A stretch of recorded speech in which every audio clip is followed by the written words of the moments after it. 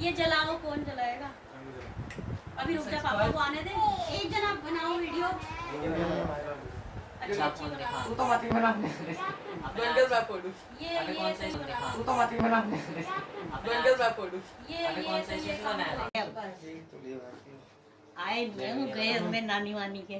अच्छा अच्छा अच्छा अच्छा हाँ। चलो सोना आप ब्लॉग करो।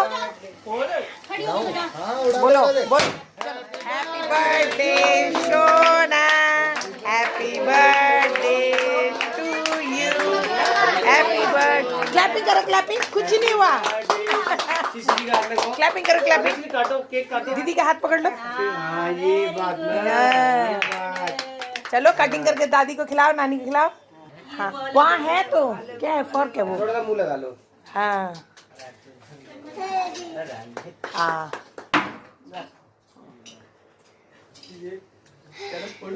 पीछे करके बच्चे को कहाँ है? फोटो खींचो, अंकी फोटो खींच।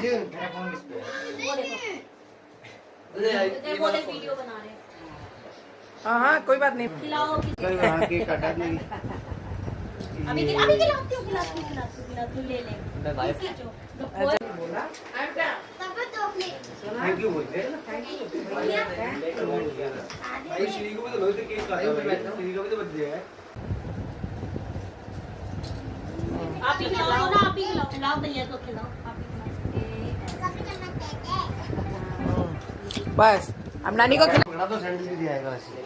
वो ना घर में। हाँ तू भी खाएगी? अच्छा भूख लगी होगी।